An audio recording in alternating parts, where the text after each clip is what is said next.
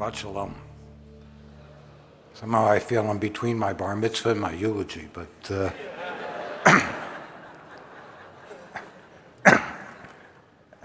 forgive me, I said to Mark Weissler to keep it short, but I'm not. So, as I said, Shabbat Shalom, and thank you all for being here tonight, and for being such an integral part of my life story, as you are truly my family. The list of thank yous is endless, so I'll skip that. To avoid inadvertently leaving anyone out, you all know how much you mean to me, and yes, I do know how much I've meant to you.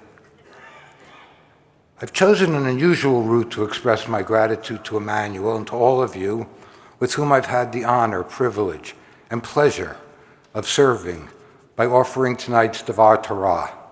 But before I do, I want to put my remarks in the context of the books of my life.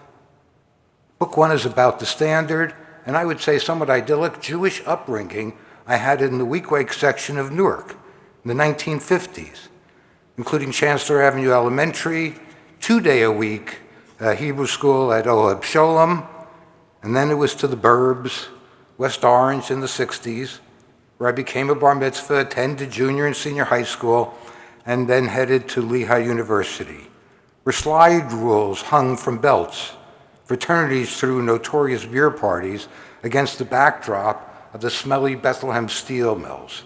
And yes, Lehigh even had a good business school. After graduation, I worked for the Navy outside DC for a while. That was during the Vietnam era, of course. I participated in a number of protests, which had become commonplace. I was even arrested for protesting, but sued the government and ultimately was awarded a cash settlement. At the same time, I got an MBA from George Washington. At the end of book one, in December of '69, I drew number 365 in the draft lottery, ending my time with the Naval Ordnance Systems Command, so I was free to hitchhike around Europe, as so many of us did, and wound up in Germany, Greece, and Turkey, among many other places, including my new favorite city, Amsterdam, with its museums, its tulips, and of course those coffee shops.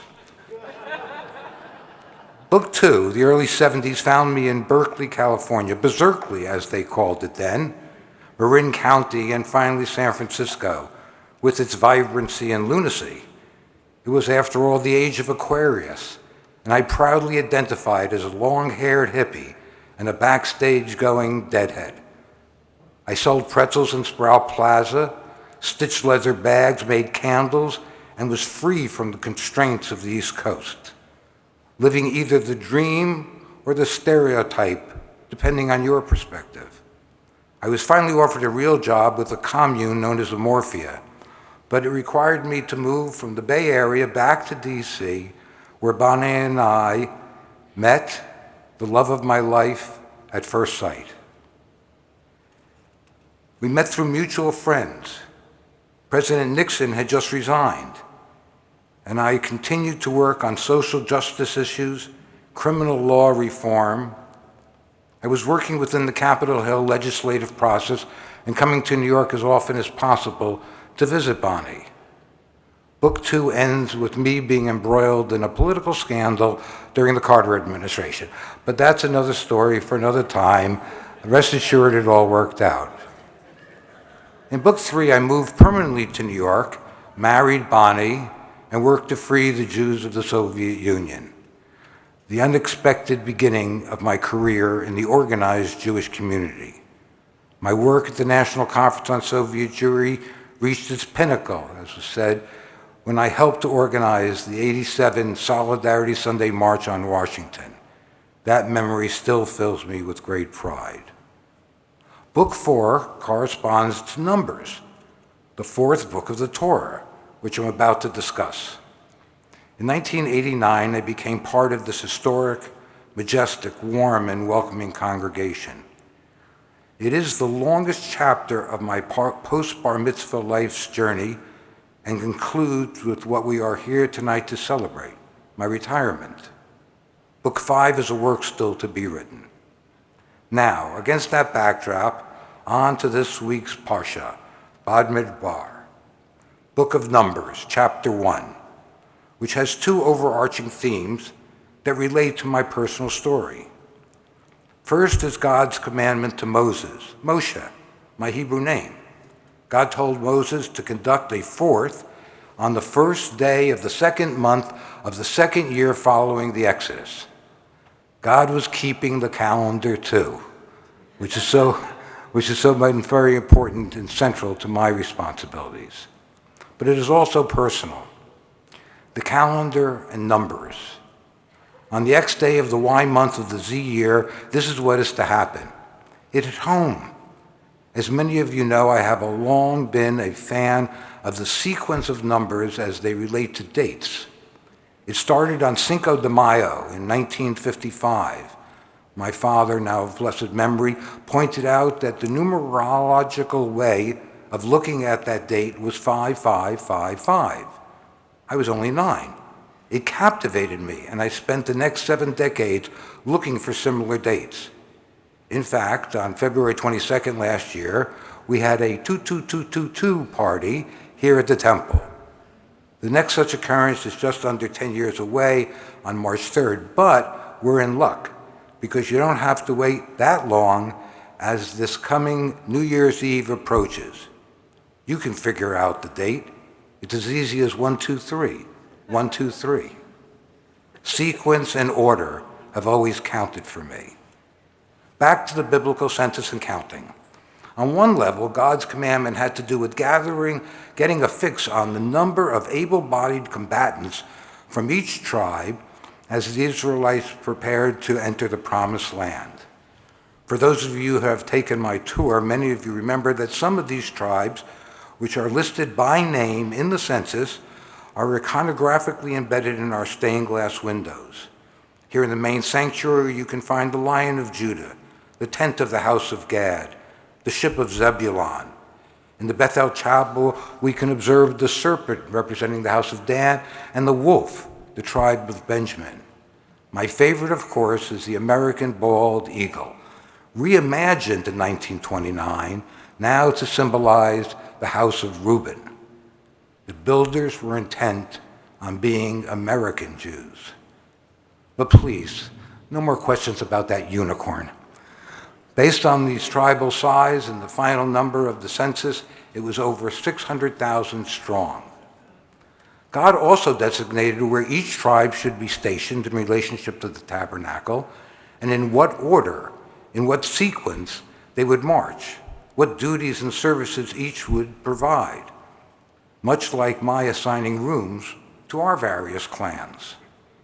One of these sacred tribal duties was to care for the tabernacle and the ark, something that resonates with me as I was privileged to help in the redesign of the arks in both the main sanctuary and Bethel during the restoration completed in 2006. I was also instrumental in bringing Tiffany windows from our Salem Field Cemetery into Greenwald Chapel.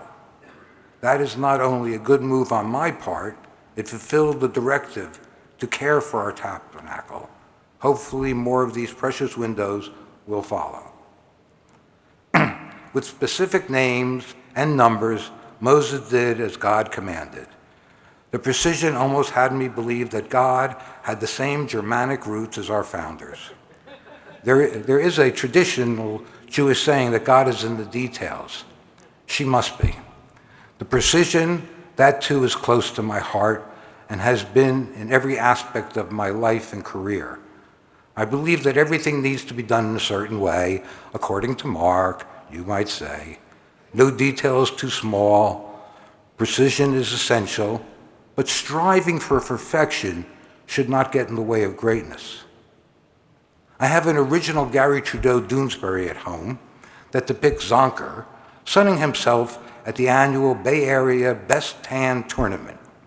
He is approached by one of the judges and is asked, "Why did he have toothpicks between your toes?" Zonker replies, "It's all in the details." Again, I certainly agree. But enough of numbers and endless unpronounceable ancestral names. I want to focus on the idea of taking a census. God commanded Moses, You are to count. What does that mean, to count? Domino voting machines? I don't think so. To count. Yes, a mathematical process, yes, necessary to judge how much food is to be ordered for each temple event. Yes, it is important to know how many bodies can fit in which pew. What's the count, I would ask? What function? What venue? Oh no, someone else is sitting there already. We'll find another seat.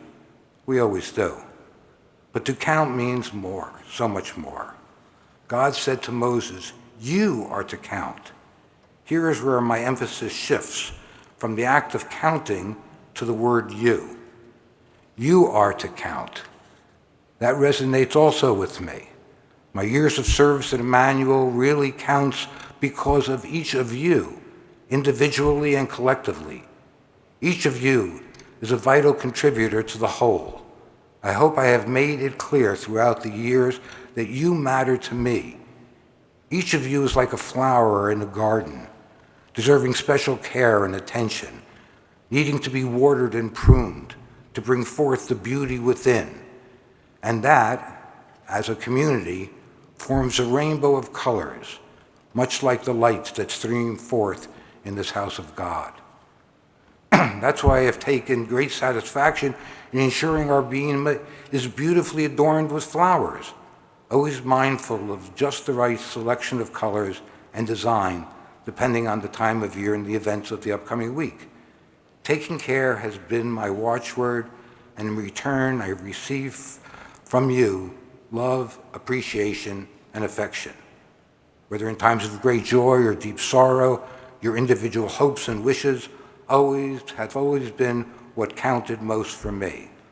I've tried my best at all times to make sure you and our beloved temple have been taken care of with very great love.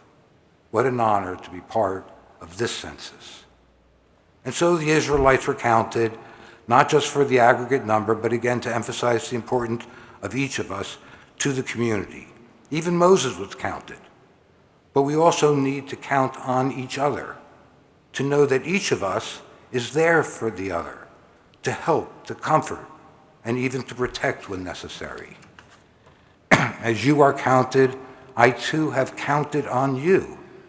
Now, soon to be in retirement, I hope to continue to count for you and with you as part of our congregation and as part of your lives and mine. The next theme of this week's Parsha is a bit more complex.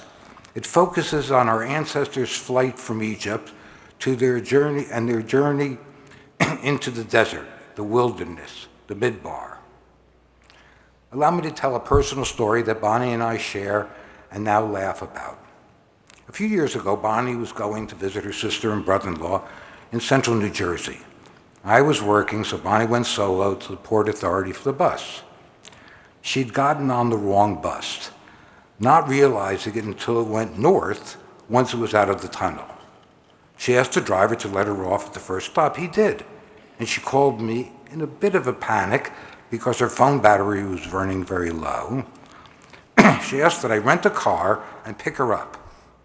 I suggested a car service, but she was very much wanted me to come and get her. I, of course, agreed. So I asked, "Where exactly are you?" Her response was dramatic. "I don't know. I'm in the wilderness." She was actually in a parking lot in Harriman State Park. After calming down, she found a nearby car service and safely returned home. What does the wilderness mean? What part does it play in our Jewish journey? We look at the wilderness and see both its beauty and awesomeness, as well as its rugged and often desolate terrain. It is open and free, but simultaneously terrifying. When we left Egypt, the land we knew, albeit the land of our oppressor, we journeyed forth into the unknown. We entered a new phase of our collective history, as I do now. The wilderness, the place where we would receive Torah. But why was Torah given to us in the wilderness and not when we got to the land of milk and honey?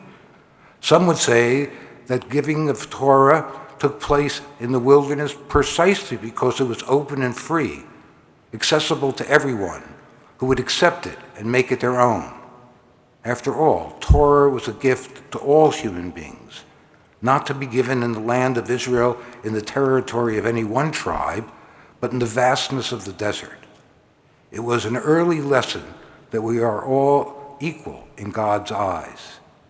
Torah was given to us in the Midbar, which belongs to no one and to everyone, given to us in this no man's land so that we could be receptive and open to the acceptance of God's law, receptive to new ideas, unafraid of trying innovative suggestions, much like Emanu-El today.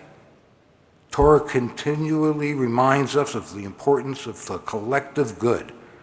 The wilderness is a place where awe is inspired and respect is reinforced, where its quiet is mysterious and invites contemplation. Like retirement, a place to find new perspectives on life and to deepen our own awareness. It is also a place from which we journeyed forth, soon to be reinforced with the teachings of Torah and hopefully a deeper and more sensitive understanding of life and all that it holds. Now that I, personally, am ready to go forth to write the next book of my life, like the Israelites, I am taking all of this in the past with me, along with an optimistic look to the future. A quest for independence, resilience, the power of knowing that we are all so much stronger than we give ourselves credit for. We have been counted, we have gone through and are still going through our own personal wildernesses together. My pen will be guided by the powerful relationships and deep friendships I have made along this journey, as I welcome whatever is to come. May we give strength to one another as we go forward together. Ken Yehi Ratzon. May it be so. Again, Shabbat Shalom, and of course, Good Shabbos.